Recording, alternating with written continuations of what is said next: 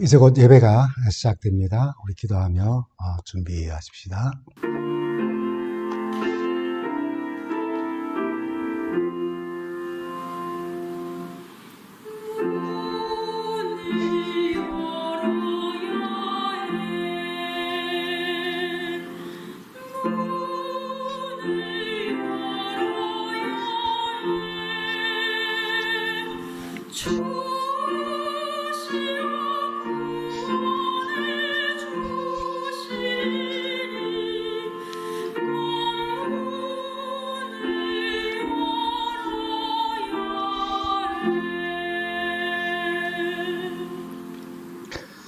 우리 다 함께 찬미 613장 아름다운 우리 집 함께 부르시겠습니다.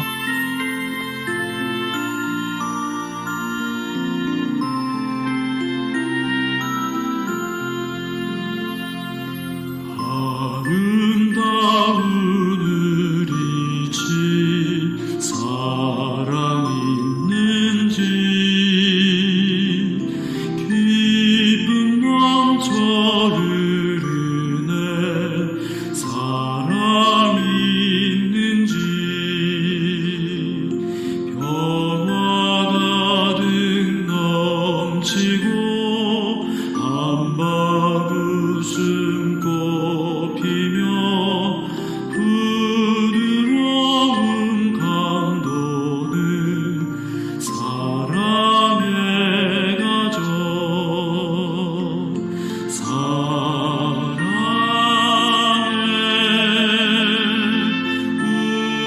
우리 집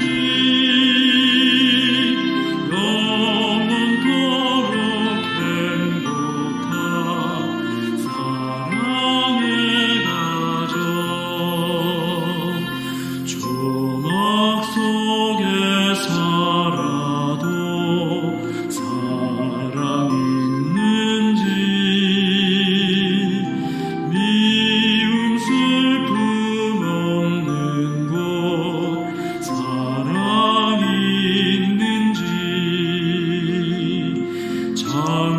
장미꽃은 만발에 향기들을 채우네 축복을 넘치는 사랑의 가정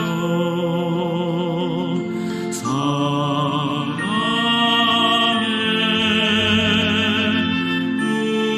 우리 집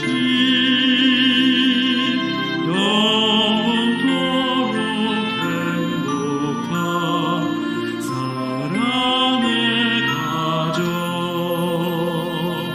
주님 함께 거하네 사랑 있는 집 감사하는 식구들 사랑 있는 집 인자하신 부모와 순종하는 자녀들 미소 짓는 하나님 사랑의 가정 사랑의 우리 집 영원토록 행복한 사랑의 가정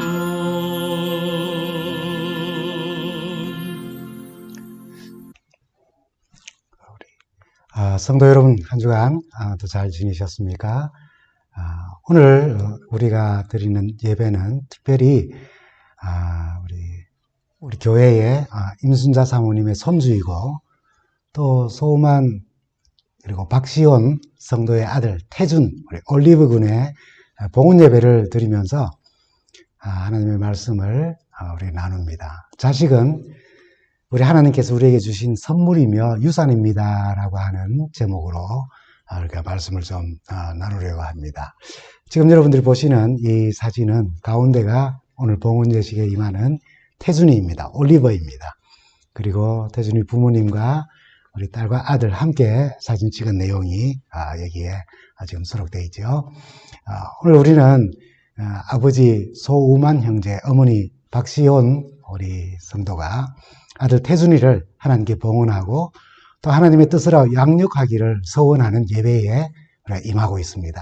오늘은 특히 태준이와 그 부모를 위한 예배이기도 하면서 또한 우리 모든 부모들이 특히 우리의 자녀들이 비록 다 장성하였다 할지라도 그래서 이미 우리의 품에 손주들이 들려 있다 할지라도 하나님의 성령의 충만함과 하나님의 뜻을 따라 우리의 자녀손들이 살아가도록 돕는 우리의 헌신을 새롭게 하는 그런 시간이 되기를 간절히 바랍니다. 사실 태준이를 비롯해서 봉헌 예식에 참여하는 오늘은 태준이 혼자 합니다만은 자녀들은 어리기 때문에 오늘을 기억하지 못합니다. 그러면 주께 그의 평생을 구별할 것을 서약하는 어린이 봉헌의 주체는 과연 누가 될까요? 바로 부모들입니다. 오늘 태준이의 봉헌식을 하며 부모가 가지는 가장 첫째 되는 마음가짐은 우리 아이 태준이는 하나님의 자녀로 우리에게 주신 선물이며 우리가 잘 보살피고 또 잘 성장시켜야 할 유산과 같은 존재라고 하는 그런 마음가짐입니다. 그리고 부모로서 또 그의 성장에 하나님께서 함께 하시기를 소망하며 기도하며 돕고자 하는 결심이 오늘 예배에 하나님께 드려지는 것이죠. 그렇게 우리가 서원하는 것입니다. 오늘 이 예배에 그 태준이를 봉헌하고 하는 장면은 나오지 않지만은 오늘 말씀만 여러분께 우선 전하는 것으로 말씀을 전합니다. 구약시대의 배경을 먼저 좀 살펴보겠습니다. 출애굽기 13장 2절에 보면은 이스라엘 자손 중에서 사람이나 짐승을 막론하고 태에서 처음 난 모든 것은 다 거룩히 구별하여 내게 돌리라. 이는 내 것이니라 하시니라 했어요. 그리고 그 이유를 민수기 3장 13절에 이렇게 설명합니다. 처음 태어난 자는 다 내 것이면 내가 애굽 땅에서 그 처음 태어난 자들을 다 죽이던 날에 이스라엘의 처음 태어난 자는 사람이나 짐승을 다 거룩하게 구별하였으니 그들은 내 것이 될 것임이니라. 나는 여호와니라 라고요. 하나님께서 이스라엘의 장자들을 살리신 것을 구별하셨다라고 그렇게 말씀을 하셨습니다. 이 명령은 바로가 출애굽을 계획하신 하나님의 뜻을 거역하고 그 백성들까지 10가지 그 무서운 그리고 불행한 재앙을 겪는 그 사건 속에 있는 말씀입니다. 10번째 재앙으로 장자를 잃고 바로 왕과 애굽의 모든 사람들 그들과 달리 이스라엘 장자들은 하나님께서 구원해 주셨기 때문에 그들은 하나님의 특별한 소유가 되었고 그분께 소유되었음을 그 드림이라고 하는 이 봉헌을 통하여서 상기하게 되는 것이죠. 이 의식은 결국 하나님께 온전히 바쳐져 헌신된 이스라엘의 장자들을 통하여서 그 이스라엘 백성들이 전적으로 하나님의 은혜로 구원을 얻었음을 상기하고 장자들을 통해서 그것을 기억하게 하셨습니다. 이 말씀에 근거하여 자녀를 하나님께 봉헌한 구약의 대표적인 한 사례가 잘 나타나 있지요. 그것은 바로 사무엘상에 우리 나오는 말씀입니다. 사무엘상 1장 22절에 보면 이렇게 말씀합니다. 그의 남편에게 이르되, 한나를 말합니다. 아이가 젖을 때거든 내가 어머니 한나를 말하죠. 그를 데리고 가서 여호와 앞에 뵙게 하고 거기서 영원히 있게 하리이다 라고 하였어요. 한나가 사무엘을 하나님께 봉헌하며 자신의 결심을 서약하는 그런 말씀입니다. 그리고 이러한 자녀들을 봉헌하는 의식이 구약에 계속 기록되어져 있지는 않지만 아기 예수님이 부모님의 실행을 통하여서 봉헌하는 실행을 통하여서 신약에 이르기까지 연결되었다는 사실을 우리가 알게 됩니다. 누가복음 2장에 있는 말씀이죠. 22절부터 23절에 있는 말씀입니다. 모세의 법대로 정결 예식의 날이 참에 아기 예수를 데리고 예루살렘에 올라가니 이는 주의 율법에 쓴 바 첫 해에 처음 난 남자마다 주의 거룩한 자라 하리라 한 말씀대로 그 말씀이 구약에 나오죠. 아기를 주께 드리고라고 그렇게 하였습니다. 이제 이런 성서의 모분을 따라서 오늘 아버지인 소우만 형제와 어머니인 박시온 자매 이 두 부부가 태준이를 봉헌하기로 하여 이 예배에 임하는 것입니다. 우리 태준이 가정의 사진을 다시 한 번 더 보십시다. 참 귀여운 우리 태준이가 가운데 있고 누나와 또 부모님과 함께 찍은 사진이 있습니다. 지금 우리나 또는 태준이의 가정이 실제로 애굽에서 종되었던 적은 없습니다. 그러나 성서는 우리의 자녀들을 통하여 꼭 기억하기를 원하시는 말씀을 이렇게 기록하고 있어요. 시편 127편 이 3절에 있는 말씀입니다. 보라, 자식들은 여호와의 기업, 유산, 선물이요 태의 열매는 그의 상급이로다. 그렇게 했어요. 기업이란 말은 지금 여기 갈로에서 기록된 것처럼 유산 또는 선물로 그렇게 번역되었습니다. 우리 자식들은 우리가 잘 관리해야 할 하나님께서 우리에게 허락하신 유산이라는 것입니다. 그러므로 유산은 절대로 상실하거나 잃어버려서는 안 되고 그 유산은 점점 더 풍성하게, 더 크게, 더 좋게, 더 확산되도록 성장시켜야 하는 것이 바로 유산입니다. 자녀들이 하나님의 축복의 선물이라면은 이 선물은 아무데나 방구석 저기 이거 저곳에 또 뭐 이렇게 널브러져 있도록 내버려지거나 또는 심하게는 쓰레기통에 버려져서는 안 되는 것입니다. 선물을 주신 분의 뜻을 따라서 잘 사용되어야 하는 것입니다. 그래서 성경은 아주 간단한 방식으로 우리에게 자녀들을 어떻게 양육할 것인가를 이렇게 권면합니다. 잠언 22장 6절에 있는 말씀입니다. 공동번역입니다. 3살 버릇 8까지 간다. 마땅히 따를 길을 어려서 가르쳐라. 공동번역입니다. 예, 어려서부터 잘 배우면 늙어서 떠나지 아니한다라고 하는 그 말을 우리의 속담으로 표현했습니다. 3살 버릇 8까지 간다라고요. 그럼 어떻게 가르쳐야 할까요? 베드로전서 5장 3절에는 우리에게 잘 이렇게 권고해 줍니다. 여러분에게 맡겨진 양떼를 지배하려 들지 말고 오히려 그들의 모범이 되십시오. 여기 양떼들은 우리가 흔히 교회 안에 있는 교회 공동체의 구성원들을 우리가 생각합니다. 그렇습니다.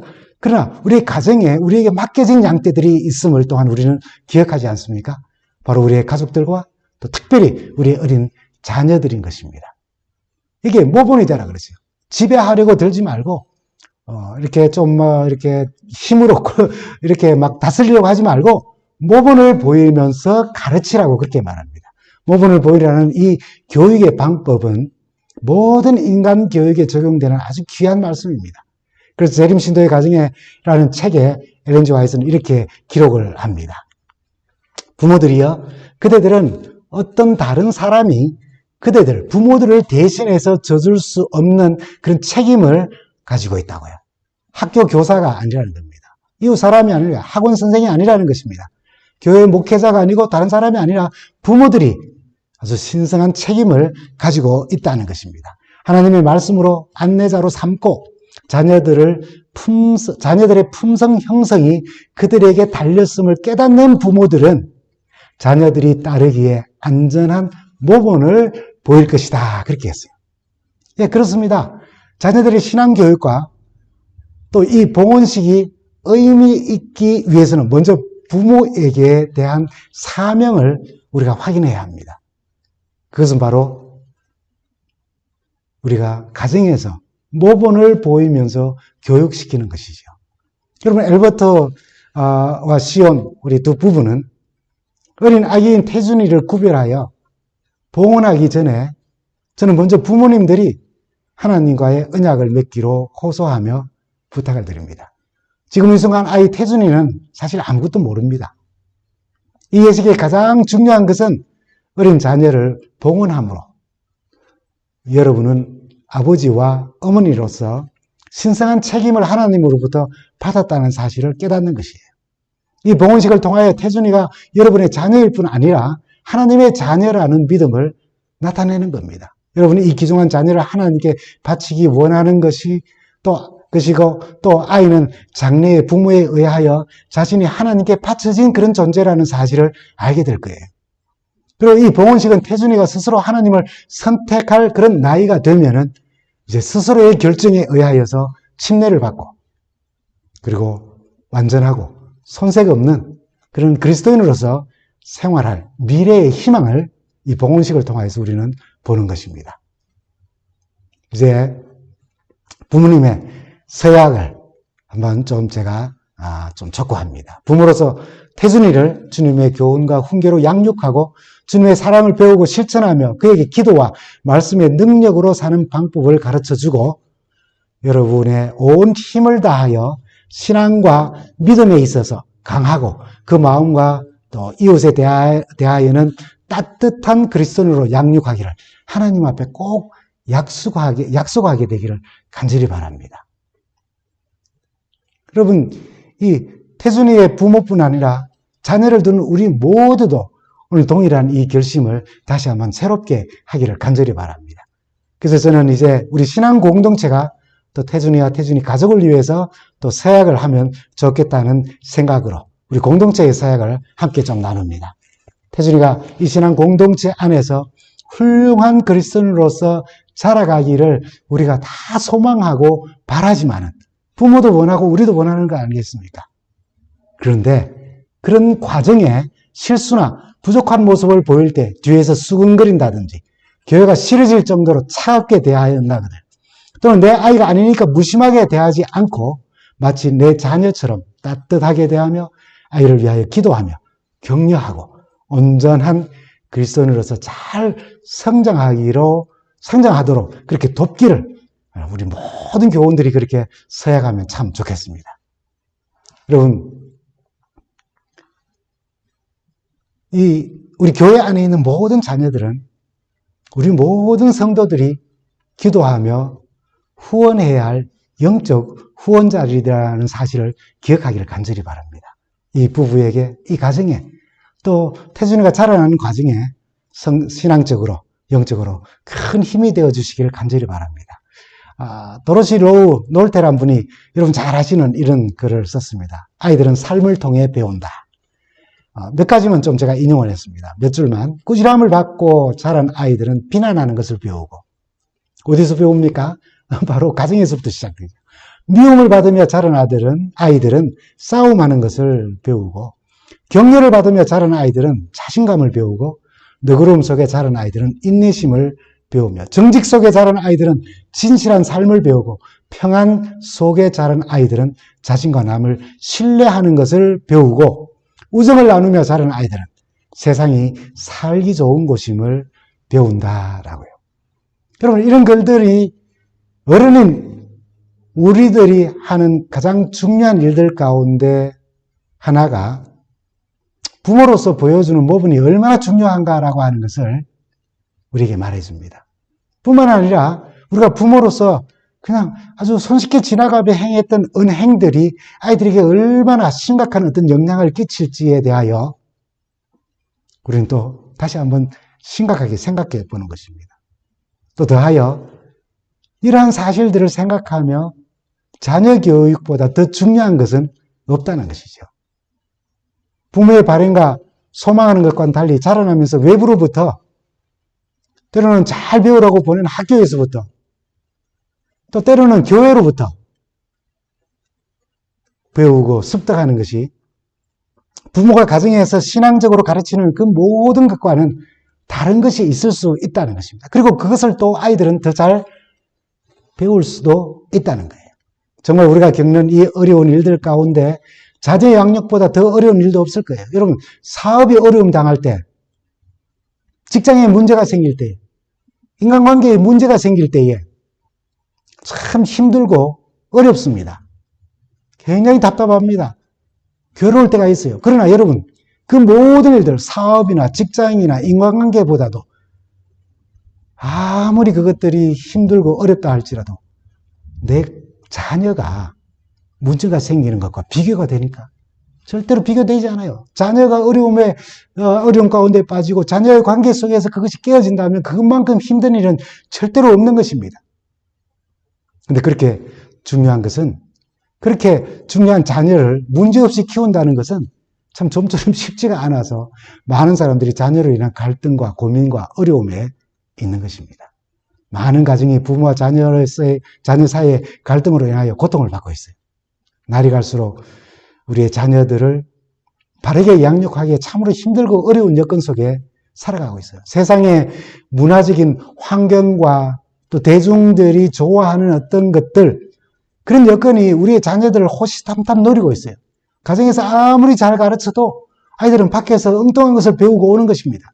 청소년 사역자인 신상은 씨라는 분은 오래전부터 사단은 젊은이들을 하나님으로부터 분리하도록 대중문화를 통하여서 역사한다고 그렇게 경고했습니다. 그래서 이제 교회도 청년들을 떠나지 않기 위해서 대중문화를 많이 유입하고 있습니다. 세상의 문화 환경은 자녀를 신앙으로 바르게 양육하는 데 큰 걸림돌이 될 때가 참 많이 있습니다. 그러나 그보다도 더 크고 직접적인 원인은 우리 부모들에게도 있다는 사실을 우리는 깨달아야 합니다. 왜냐하면 우리의 자녀들의 첫 학교는 바로 가정이고 그 자녀들의 첫 교사는 바로 우리 부모님들이기 때문에 부모님들이 어떤 모범을 보이느냐에 따라 가지고 아이들은 그것을 배우는 것입니다. 그래서 다시 한번 베드로전서 5장 3절에 있는 말씀을 한번 읽겠습니다. 여러분에게 맡겨진 양떼를 지배하려 들지 말고 오히려 그들의 모범이 되십시오. 우리에게 주어진 양떼들, 교회라는 공동체 안에도 있지만 우리의 가정에도 있다는 사실을 우리는 기억해야 합니다. 여러분, 가르친다는 것은 참 중요합니다. 그러나 어떻게 가르쳐야 하는가? 더욱더 중요하죠. 책도 많이 사주고 좋은 학교에 다니도록 하고 그런 교육이 전부가 아니라는 것입니다. 왜냐하면 아이들의 첫 학교는 바로 조금 전에 말씀드렸지만 가정이며 첫 교사는 바로 부모이기 때문에 그래서 최고의 교육은 부모가 늘 모범을 보이는 것입니다. 모범을 보이려는 그 교육의 방법은 모든 인간 교육의 가장 중요하고 가장 귀한 교육 방법이라는 것을 우리가 다 잘 알고 있지 않습니까? 특히 가정에서 자녀들에게 말보다도 더 효과적인 것은 부모의 모범을 보이는 모습이죠. 여러분, 여기 두 사진을 한번 보십시오. 엄마를 따라하는 딸과 할아버지를 따라 걷는 손주의 모습입니다. 여러분, 사진으로 보니까 참 귀엽죠? 예, 정말 귀엽습니다. 웃음이 납니다. 그러나 아이들이 특히 부모의 언행을 보고 따라한다는 사실을 생각한다면 이 사진은 그냥 우리에게 귀여운 사진으로 다가오지만은 않습니다. 말씀으로 양육하며 기도의 생활을 가르치며 겸손한 사람으로 성실히 교회의 생활을 잘하고 믿음을 잃지 않고 이웃을 도우며 다른 사람의 결점을 보고 흠을 잡기보다는 이해하고 격려하는 사람이 되는 것은 말만의 가르침이 아니라 부모의 모범으로 그것을 형성해 나가야 한다는 것입니다. 가장 좋은 것은 부모가 자녀들이 어릴 때부터 모범을 보이는 것입니다. 이것이 최고의 가르침인 거예요. 아이가 자라며 말씀의 능력으로 살고 기도의 생활을 하게 하고 겸손한 사람으로 성실히 교회 생활을 하고 믿음을 잃지 않고 어려움 가운데 빠진 사람을 도우며 하나님의 사랑을 나누고 격려하고 누구를 비난하는 사람보다는 그를 가슴에 품고 위로하고 격려하며 그렇게 되기를 원한다면 우리가 아이를 양육하며 지금 다 자랐지만 지금이라도 우리의 마음을 자녀들에게 표현하며 그렇게 우리가 자녀들과 관계를 계속 맺어가야 한다는 사실, 그것이 참으로 중요한 것입니다. 여러분, 가장 좋고 가장 아름다운 모방 또는 따라하기는 어떤 모습일까요? 바로 예수님 따라하기입니다. 예수님 따라하기예요. 예수님을 모방하는 겁니다.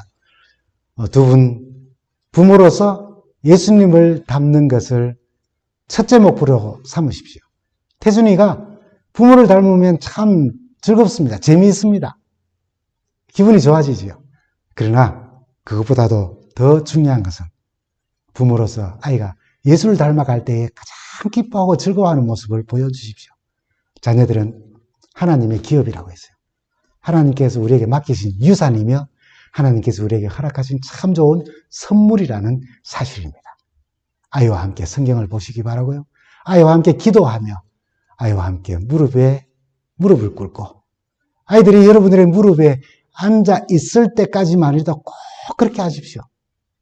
더 자라서 더 이상 무릎에 앉힐 수 없을 때에는 가정의 분위기를 신앙의 분위기로 그리고 은행을 아이가 잘 따라할 수 있도록 그렇게 아름답고 선한 모범을 꼭 보이시길 바랍니다. 자녀들이 다 장성하여서 성장한 우리 교회 어르신들, 이제 이미 가슴에는 품에는 손주들을 품고 있다 할지라도 지금이라도 늦지 않았어요. 우리의 자녀들에게 내가 가장 소망하고 바라는 것은 너희들이 하나님의 뜻을 따르며 하나님의 성령에 충만한 사람으로 이 세상을 살아가며 교회 봉사하는 일이라는 메시지를 꼭 전하게 되기를 간절히 바랍니다. 여러분, 어느 유명한 강사가 이곳저곳을 다니면서 강연을 하게 돼요. 어느 날 아주 심한 독감에 걸려가지고 몸살이 났습니다. 그러나 맡은 강의를 안 할 수가 없어서 먼 곳이지만 아픈 몸을 이끌고 이제 초청을 받은 곳으로 갔습니다. 가긴 갔지만 몸이 무거워 도저히 강단에 설 수가 없었어요. 그래서 어떻게 할까 고민하는데 운전기사가 말하기를 선생님께서 너무 힘들고 또 편찮으시니까 제가 오늘 대신 강의를 하면 안 될까요? 그러는 것입니다. 이것은 뭐 처음 오는 것이고 또 사람들이 선생님 얼굴을 잘 모르지 않습니까? 그냥 뭐 테이프로 강의만 들었을 것이니까요. 제가 선생님을 모시고 다닌 지가 몇십 년입니까? 지금. 그러니 말씀하신 것 그대로 제가 잘 할 수 있습니다. 라고 하면서 그렇게 하여서 아픈 강사를 대신해서 기사분이 이제 강사인 척 강의를 하게 되었어요. 강사가 아픈 몸으로 그 강당 저 뒤편에 앉아가지고 듣고 있는데 이 기사분이 강의를 얼마나 잘하는지 자기보다 더 훨씬 더 잘하는 것처럼 보이더라는 것입니다. 이 재미있는 이야기가 던지는 메시지가 뭡니까? 보면 배웁니다. 들으면 배웁니다. 함께 있으면 배운다는 거예요. 할 수 있게 된다는 겁니다. 잠언 22장 6절에 있는 말씀처럼 떠나지 않게 하라. 우리의 자녀들, 우리의 청년들, 우리의 자녀손들이 하나님과 교회를 떠나지 아니하도록 진리에서 떠나지 아니하도록 선한 삶을 살아가는 그 삶의 방식에서 그들이 떠나지 아니하도록 정직하고 깨끗한 손으로 살아가는 그 모습을 버리지 아니하도록 우리 부모님들이 지금도 영향력을 행사할 수 있습니다. 기도하며 메시지를 전하며 말입니다. 우리 자녀들이 하나님의 영향력 아래에 있도록 하게 되기를 바랍니다. 우리 모두가 자녀들에게 이 공동체 안에 서로에게 또 이웃에게 좋은 모본으로 예수님을 배우고 예수님을 닮게 해야 합니다. 아이든 어른이든 다 보고 배우는 거예요. 그죠? 베드로전서 5장 3절에 맡겨진 양떼를 지배하러 들지 말고 오히려 그들의 모범이 되라고 권면합니다.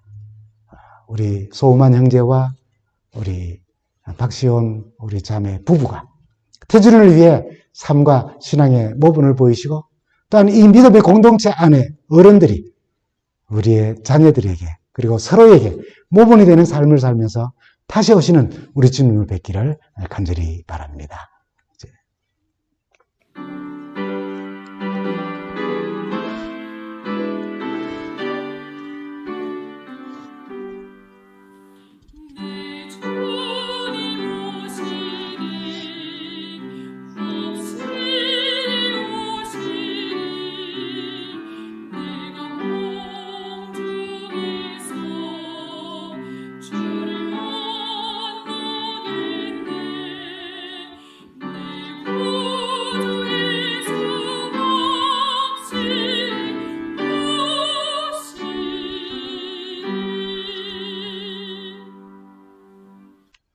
주님과 동행하며 행복하고 즐거운 한 주간 되시기 바랍니다. 감사합니다.